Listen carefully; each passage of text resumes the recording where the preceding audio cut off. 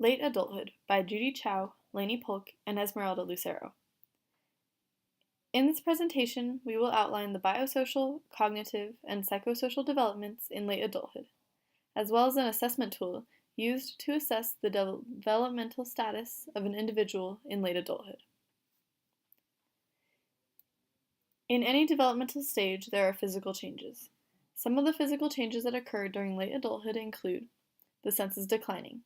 This means many older adults need hearing aids or glasses to hear and see accurately. Many bodily systems slow down, including the heart's pumping, the flow of digestion, and the healing of injuries. This explains why many older adults have cuts on their hands and arms that never seem to heal. Their skin, muscles, and bones become weaker, making injury more prevalent and cuts easier to get. There is also an increased chance of illness, creating a danger for the overall health of older adults because their bodies are unable to fight illness as well as they used to. Speaking neurologically, there are functions lost with aging. These functions include increased difficulty with learning something new. People will have more difficulty with multitasking. Recalling names and numbers will become more challenging, and remembering dates and appointments can be difficult. Selective optimization with compensation is a strategy for improving health and well-being in older adults and a model for successful aging. It is recommended that seniors select and optimize their best abilities and most intact functions while compensating for declines and losses. Continued learning is one method of coping with aging and a way to optimize their time with something productive and useful. Continued learning for seniors means challenging your skills to further benefit your brain as you age. Continued learning can also improve your memory and allow your brain to continue to function at the best possible level as you get older. Some examples of continued learning are starting a new job, taking craft or hobby classes, or researching a new subject. When retirees voluntarily leave their job and engage in activities, they usually become healthier and happier than ever before. They attend fewer religious services than middle-aged people, but praying is usually increased. Social connections are important in old age, and older adults tend to leave negative relationships behind and keep positive relationships. Married older adults tend to be healthier and happier than single or widowed older adults. Older adults also tend to enjoy being around friends and family and having company. Theories of aging. Why do we age? The wear and tear theory of aging, one of several theories, asserts that the effects of aging are caused by progressive damage to cells and body systems over time.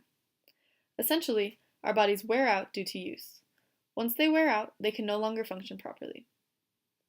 The genetic theory of aging states that lifespan is largely determined by the genes we inherit. According to the theory, our longevity is primarily determined at the moment of conception and is largely reliant on our parents and their genes. Assessing cognitive development. How is cognitive impairment identified in adults?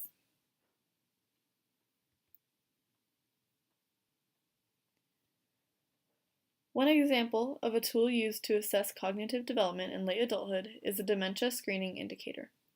This tool is comprised of questions that analyze the state of cognitive impairment.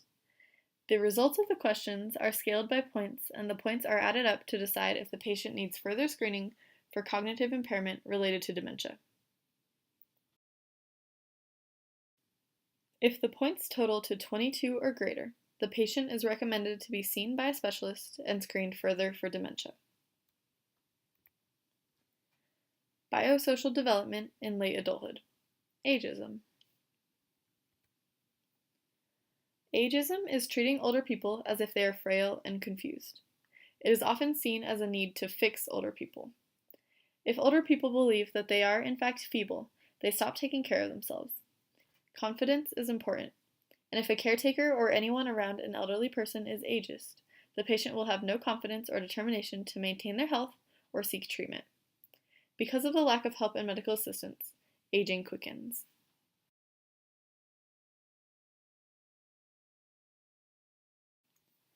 Biological changes and their effects.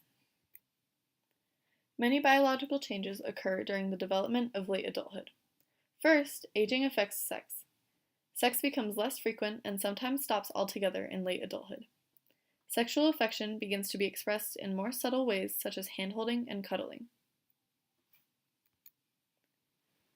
Hearing and vision loss in late adulthood affect an important skill. Driving. Driving is a symbol of independence, but when biological developments begin to interfere with driving, a sense of helplessness overcomes elderly people. Now they must rely on others for transportation, which is belittling and discouraging. Hearing and vision loss also calls for medical expenses for hearing aids and glasses.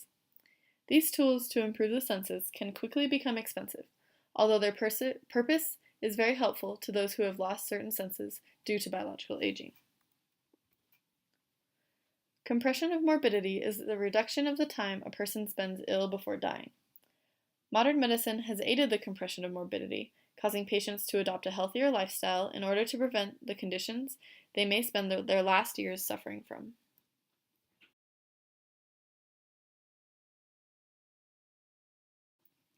Psychosocial development in late adulthood.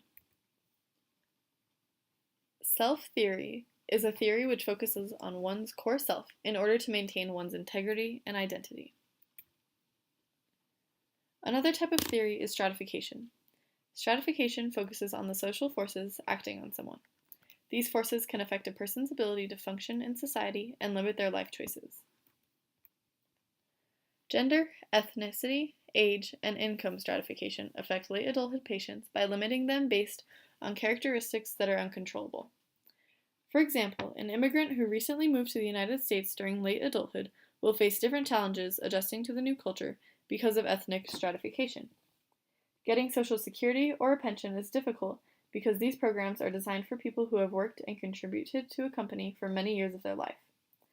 Elderly immigrants do not have the experience to receive these government benefits, which leaves the elderly to depend on their children.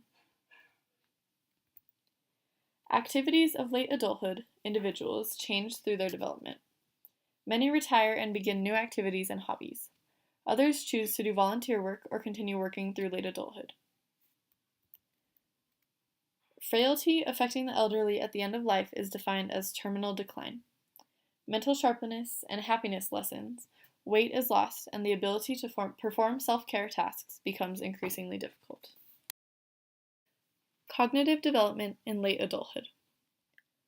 Sentience reduces the production of important neurotransmitters, resulting in an overall slowdown in reaction time, movement, speech, and thought. Total volume of the brain also decreases, meaning that the mind becomes slower. In old age, the brain becomes less efficient in remembering faces and names, vocabulary, and spatial representation becomes difficult.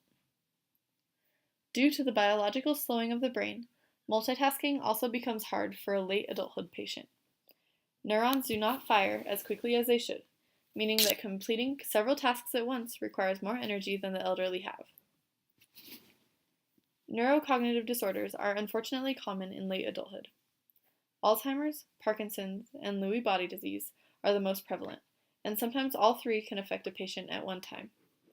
Memory, judgment, and moods are affected by neurocognitive disorders, and the symptoms can affect the lives of patients and patients' families drastically.